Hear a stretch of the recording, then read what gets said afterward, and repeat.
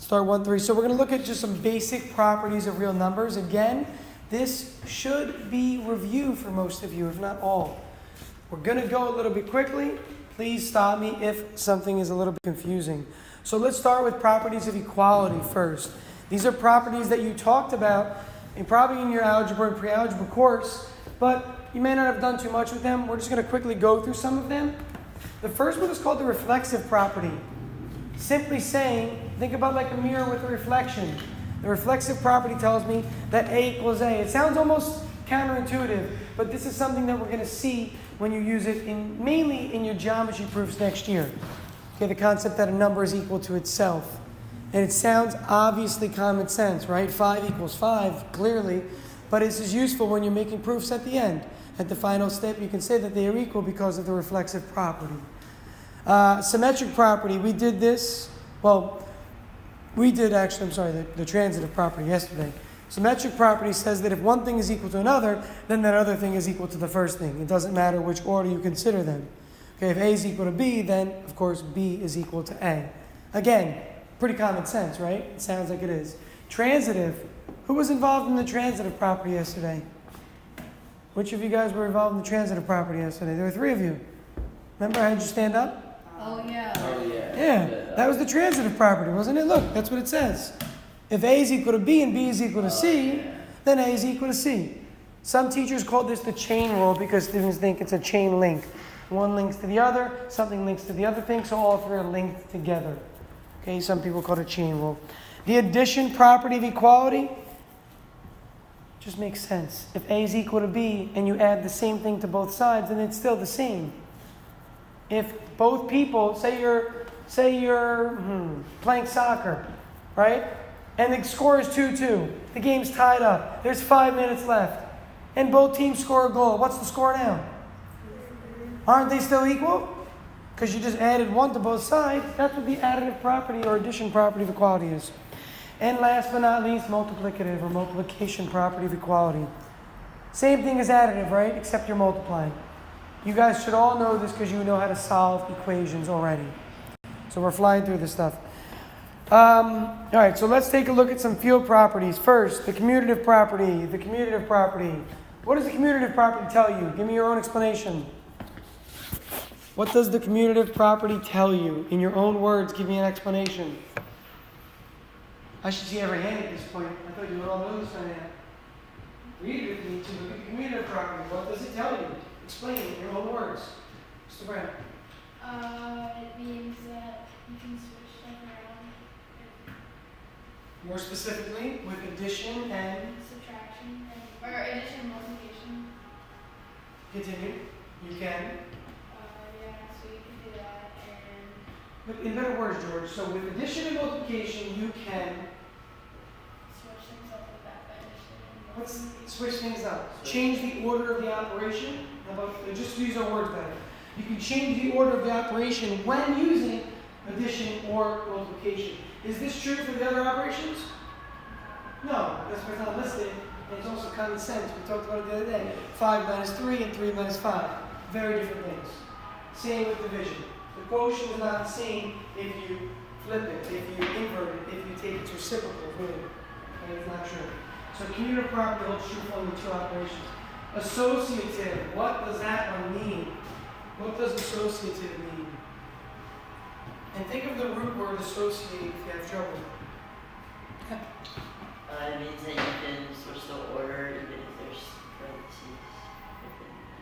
Any better explanation? I know you know what you're saying, but you're not saying right. Yeah? In addition and multiplication, you can group certain numbers and variables. When it's only addition or only multiplication, you can group the variables differently. Okay? It's not switching the order really. I mean, in the end, you switch the order because the parentheses are moving, but you're grouping them differently. So it's the grouping that's important. And the concept here, think about it this way. If you forget associative, when you think of the word associate, who do you associate with? It means who's your group of friends, doesn't it really mean? Who do you associate yourself with? Do you associate yourself with these kinds of people, or these kinds of people, or these kinds of students, or these kinds? Who do you associate with? Think about grouping. Who's your group of friends? It's grouping for this one. Okay? So grouping is going to change. And Tristan did have that part right, though. Inherently, you do you change the order in which you perform the operation because of the grouping. Okay, but when you're just changing order, it's really commutative for order. Inverse, additive inverse, what does that tell me simply? Simple enough. What does additive inverse tell It me? basically is the opposite number of the number, so if it's positive, then the negative version is negative and positive. That will add up to 0. Good. So multiplicative or additive inverse sums to 0, where multiplicative inverses multiply to give you 1. Multiplicative inverses are also known as reciprocals. Okay, these are words that you should know. That's why we're going over that. If you don't know what they mean, reciprocal is the inverse. You flip the fraction. And we should all know that one. The word opposite simply means the opposite of that number. The identity property of both multiplication and addition. Multiplication and addition.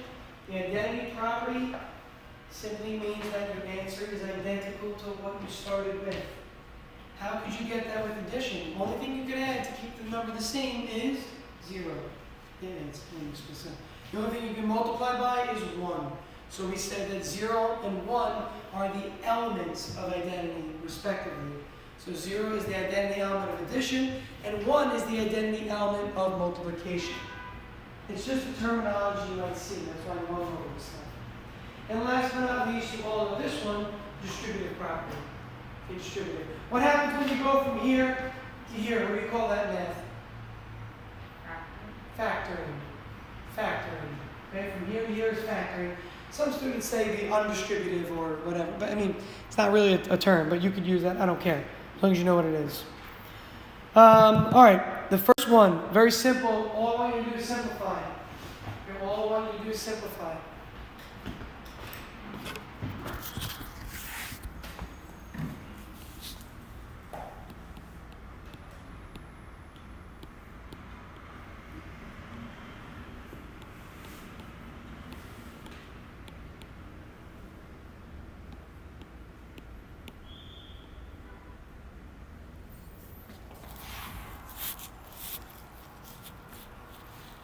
So recognize there's no plus signs involved at all.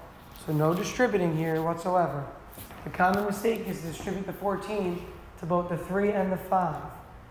When in reality, what should you just do?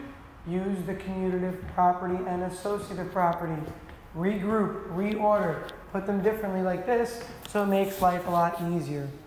Okay, 14 times 3 times 5, all out in front. Bring all of your factors that are constants out in front.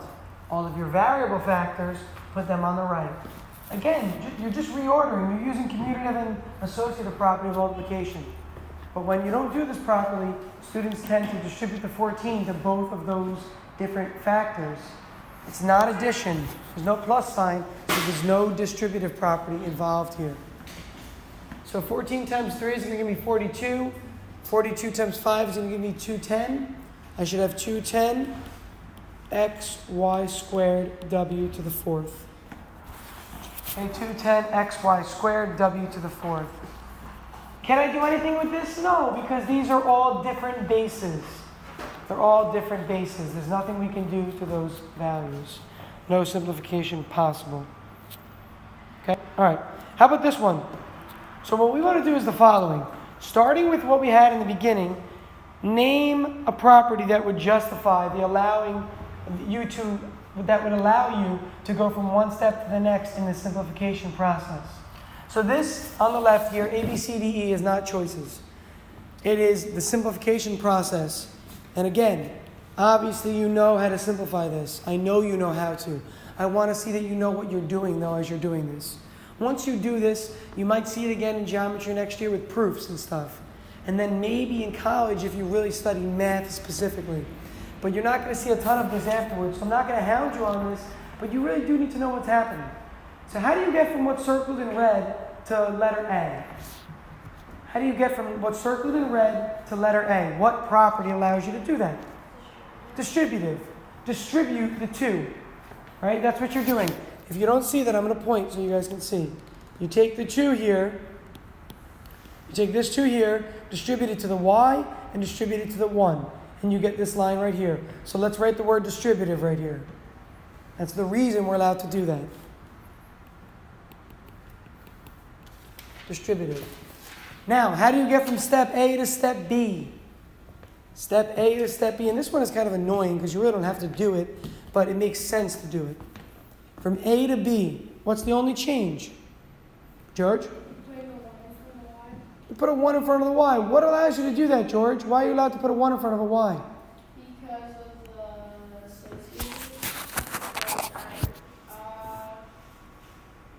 the identity. Identity. Good try. I mean, good rebuttal or whatever you want to call it. Redemption there. Identity. George, identity of what? Y. Of what operation though? Multiplication or addition? Addition. Or no, multiplication is 1 Thank you. If it were identity of addition, you'd be adding 0 and getting the identity. Now, we don't need to put that 1y there, but it actually is kind of useful to have the 1 there. It tells you what's really going on. Obviously, we would never do that, right? Again, this is never all the work you would do. You would just simplify quickly. Please don't go through all these steps. The third step, from B to C, what allows me to do that? What allows me to move from B to C in this setup or arrangement? Hannah? The associative property and Just the associative. Yeah. You had it right the first time, okay? So the parentheses move from around the 2y plus 2 to being around 1y plus 2y. So literally, you're changing the grouping. The parentheses were around these two, and now suddenly they're around these two. There's addition between all three terms. So I can move the parentheses from here and here to being here and here, because these are all addition signs, these four. So again, this is associative, and I'm not going to abbreviate that one, of addition. From C to D, from C to D. How do I get from C to D? And this one is annoying because it's kind of what I was hinting at earlier. It's not really one of our properties we named, but you can kind of call it one of the properties we named. Tristan? Not associated. Yeah. Okay, it's like, remember the anti-distributive I was saying earlier? See how you're factoring out a y right here? Again, this y is being factored out. You're seeing that there's a y in both of these terms. You're factoring out a y, right? So earlier I asked you what is that called, and Kate told us it's called factoring, obviously, and that's right. But we're going to call it distributive for now, because factoring is the opposite of distributive. So technically this is using the opposite of the distributive property. Inherently, though, the distributive property. And then last but not least, what allows me to go from step D to step E? From step D to step E. This is one from yesterday, or the day before. Yesterday, I think. This is not one from today. How do I go from D to E? Bridge? It is simplifying, yes, but there's a word for that. There's a more proper word when you replace something with another thing that's equivalent to it. Close. Those are correct words that you would use, but here specifically. No. How do you get from 1 plus 2 substitute. to suddenly 3? Substitution. Very good. I think you guessed that next. Come on. I'd be confident. 1 plus 2 is equivalent to 3. So substitute 3 in. And yes, guys, obviously you're evaluating it or you're just simplifying. But technically the operation is substitution. Oh, that's not right. Substitution.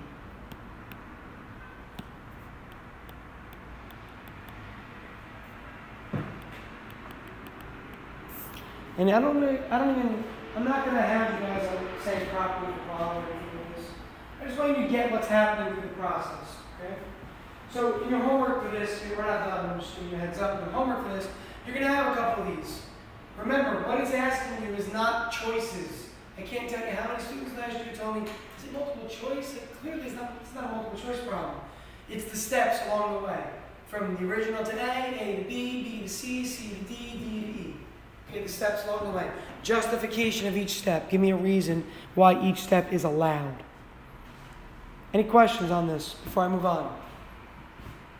So when you see one later and you have one step followed by the next, just give me the reason that each step is allowed. All right. Let's talk about something called closure. In math, there's something called closure. And it has to do with operations being closed under a set of numbers. So closure has to do with this idea that if you perform an operation on two numbers in a set, your result is another number in that set. So for example, think of the set of integers. Everybody know what the set of integers is? Yes, got them up here? Okay. Would the set of integers be closed under addition? Meaning, when you add two integers together, do you get a third integer always? Yes. Yes. Very good, George. Now, think of any possibility. And that's the easiest way to start with this kind of an idea. Think of the possibilities. Think of adding any integers together. You always get another integer, don't you? Give me an operation and a set that's not closed together. Pick a set of numbers, it doesn't have to be integers, it could be odd numbers, it could be positives, it could be negatives, it could be multiples of 7, whatever set you want of numbers, and an operation that would not be closed. Kate? Rational numbers and addition. Rational numbers and addition. So Kate, if you add any two rational numbers, do you always get another rational number? You do. You're on the right track though. I think you're going somewhere else with that. George? Any two real numbers. Real numbers. What operation? You need an operation also. Addition like. That is closed. I'm saying give me one that's not closed. That's not closed. If you add any two real numbers, you get a real number. Oh, yeah. Always. I want one that's not. Negatives and multiplication. Good. The set of negative numbers in the operation of multiplication is not closed. Pick two negative numbers. When you multiply them, what do you get? Is that in the set of negative numbers? So it's not closed. Now, do you see what I'm saying? Give me another example. Give me another example. The division of two negative numbers? Yeah. Division of two negative numbers. That's an obvious one, right? Division of two negative numbers. So the set is negative numbers, the operation is division. It is not closed. Okay, let's look at a few more examples, see how you can do with this. So, if we're looking at the set 369 ... what set am I talking about? Multiples of 3. So is the set of multiples of 3 closed under the following operations? Is it closed under multiplication? Is it closed under addition? Is it closed under division? Figure it out. Figure them out on your own. And then I want to hear arguments in one direction or the other. And you need to give evidence. You need to give evidence.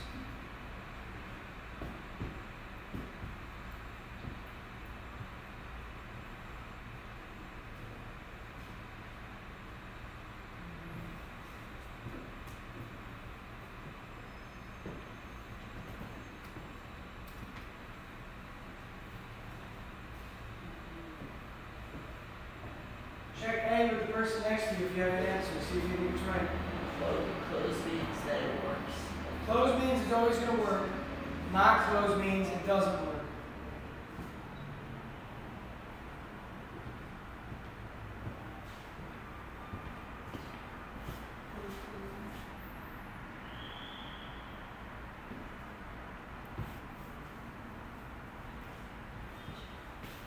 And for part A, there's actually a way to prove your answer, not just try things out. You could try them out, but eventually some of you might notice a pattern. Try out a bunch of examples for part A. You might pick up on a pattern, and then you can show proof of why that pattern is true.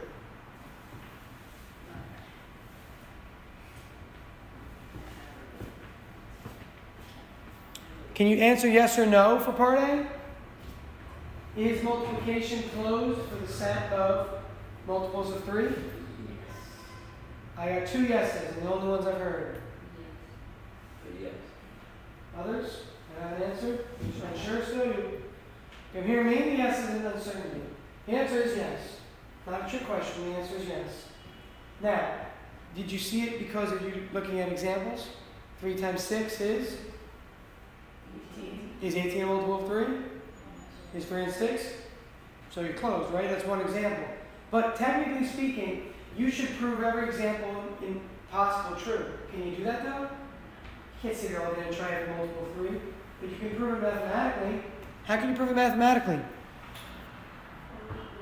Pick any multiples of 3. Then.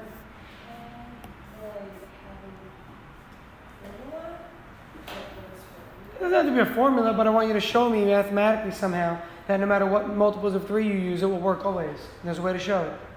Give me a multiple of 3, any of them. Come on, any. 21. 6 and 21, thank you. Do I even care what the answer is? I don't even care. Isn't that crazy? I don't even care what that answer is. Without even getting the answer, I can prove to you that this is going to be closed. You know how I can do it? This is how I can do it. What's 6 really? 2 times 3. And what's 7 really? What's 21 really? 7 times 3. So, what must you have if you have 3 in there? It must be a multiple of 3. The answer you get has to be a multiple of 3. It doesn't matter what it is. If there's a factor of 3 in that product, the answer must be a multiple of 3. 3 times anything is a multiple of 3. Isn't that true? That's what multiples mean. A multiple means 3 times anything. So, for example, multiples of 4. 4 times anything is considered a multiple of 4. 5 times anything is a multiple of 5. So by default, if you can prove that you're getting a 3 here, I don't care what this number is. Forget all 3 of them. It's 3 times something. Doesn't matter what it is, because 3 times anything is a multiple of 3. So if you start with multiples of 3 and you have multiplication, it's definitely going to be closed, because multiples of 3 have factors in them with the number 3. This is a multiple of 3. Its factor has a 3 in it, which makes this also a multiple of 3. So it's like which came first, the chicken or the egg, you know? You have the 3 because it's in the multiple of 3, but a multiple of 3 means the factor is 3 also. Now, this works for any multiples. Multiples of 4 are closed under multiplication. Multiples of 5 are closed under multiplication, etc., etc. Okay? Except for negatives. But again, I'm on multiples of 3. I'm not on multiples of 3 and their negatives. Okay? I guess I should have specified positive multiples of 3. You're right. I should have said that. How about addition? Addition. Yes or no? Hands for yes. Hands for yes. Ooh, okay. You knew or you went with the crowd? Good. It is yes. Try it. 3 plus 6 is 9. 9 plus 6 is 15. Why is this true? Same rule. What is 6 plus 9 really? Isn't it this? Isn't this 9? And isn't this 6? So when you add up all of these, you're going to end up with something with 3's in them, or they're all multiples of 3. It's how many 3's do you have is the question. So no matter what you add, you're adding 3's. Adding 3's together gives you another multiple of 3. And last but not least, division. I hear no here. I hear open, meaning not closed. Good. Not closed, not closed, not. The term, by the way, is not closed. You don't say open, you say not closed, which is weird. Why is it not closed? How come? Because, like, 3 over 3 is 1. 3 over 3 is 1. That's the easiest example. Very good.